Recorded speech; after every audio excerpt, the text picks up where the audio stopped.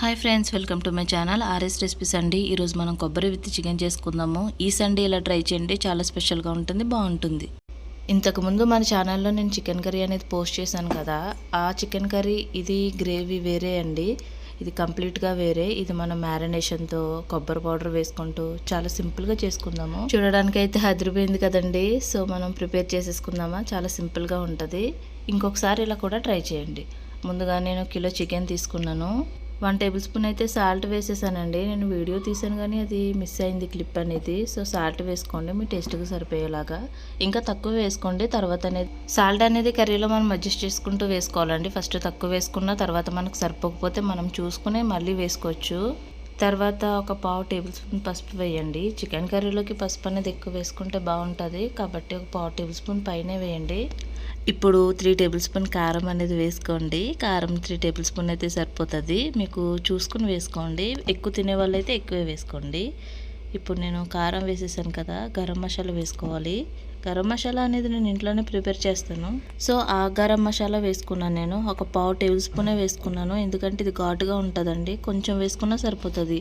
మీరు బయట మసాలా తీసుకునే వాళ్ళమైతే ఒక టేబుల్ స్పూన్ అయితే వేయాల్సి ఉంటుంది. ఒక 2 టేబుల్ స్పూన్లు అయినా వేయాల్సి ఉంటుంది. మీరు అడ్జస్ట్ చేసుకొని వేసుకోండి. ఇప్పుడు నేను చికెన్ మసాలా వేసుకున్నాను, ఒక టేబుల్ స్పూన్ వేసుకున్నాను. ముక్కలకి మొత్తం మసాలా పట్టేలాగా మొత్తం కలపండి. చేతితో నీట్గా కలపండి. మనం గరిటెతో కలిపితే కలవదండి, చేతితోనే కలపాలి స్లోగా. ఈ కర్రీ చేసుకోవడానికి అయితే కొబ్బరి పౌడర్ కావాలండి. బయట ఎక్కడైనా దొరుకుతుంది మార్కెట్లో. కొబ్బరి పౌడర్ ఒక 1 టేబుల్ స్పూన్ 2 టేబుల్ స్పూన్ అయితే సరిపోతుందండి, ఎక్కువ అవసరం లేదు. నేనైతే ఒక 200 గ్రామ్స్ అయితే తెచ్చుకున్నాను ప్యాకెట్ అనేది. సో ఈ విధంగా మొత్తం కలిపేయండి. కలిపేసిన తర్వాత చూడండి ఎలా ఉందో, ఎక్కడ కూడా తక్కువ ఎక్కువ లేదు కదా. 1 టేబుల్ స్పూన్ అయితే అల్లం పేస్ట్ తీసుకోండి. 1 టేబుల్ స్పూన్ అయితే సరిపోతుంది. అల్లం పేస్ట్ వేసిన తర్వాత నేను ధనియా పౌడర్ తీసుకున్నాను. ఇంట్లోనే ప్రిపేర్ చేసుకున్న ధనియా పౌడర్ కూడా ఒక టేబుల్ స్పూన్ తీసుకోండి. ఒక టేబుల్ స్పూన్ అది తీసుకున్న తర్వాత మొత్తం మిక్స్ చేయండి. అల్లం పేస్ట్, ధనియా పౌడర్ మళ్ళీ పీసెస్కి పట్టేలాగా. నేను టూ టైమ్స్ ఎందుకు కలుపుకుంటున్నానంటే ఒకేసారి అన్నీ వేసి కలపడం వల్ల పట్టదండి. ఇవి సపరేట్గా వేయడం వల్ల ఫ్లేవర్ అనేది ఇంకా పెరుగుతుంది, బాగుంటుంది. సో నేను చెప్పింది మొత్తం అయిపోయింది కదా. ఈ అయిపోయిన తర్వాత ఒకసారి చూడండి, ఈవెన్ అయిపోయింది. ఇప్పుడు మనం కర్రీకి కడాయి పెట్టుకుందామండి. పెద్ద కడాయి తీసుకోండి, లోతుగా ఉండాలి, వెడల్పుగా ఉండాలి. చికెన్ అనేది కుక్ అవ్వాలి కదండి, అందుకు పెద్ద కడాయి తీసుకున్నాను. 1 కిలోకి కడాయి సరిపోతుంది. పెద్ద కడాయి తీసుకున్నాను. సిమ్ లోలో పెట్టేసి నేనైతే ఆయిల్ వేసుకున్నాను. 4 టేబుల్ స్పూన్ ఆయిల్ వేసుకున్నాను. తర్వాత పడుతుంది ఇంకా ఆయిల్ అనేది.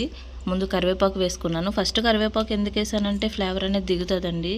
కరివేపాకు ఫ్లేవర్ అనేది బాగుంటుంది చికెన్ కర్రీకి. కరివేపాకు వేసుకున్న తర్వాత ఇందులో పచ్చిమిర్చి వేసుకోవాలి. 2 పచ్చిమిర్చి నిలువుగా కట్ చేసుకుని వేసుకోవాలి. ఈ 2 బాగా ఫ్రై చేయాలి. 2 బాగా ఫ్రై చేయడం వల్ల ఆయిల్లోకి ఆ ఫ్లేవర్ అనేది దిగుతుంది. అందుకని నేను ముందు వేసాను అనమాట. ఇప్పుడు మనం ఆనియన్స్ కట్ చేసుకుందాము.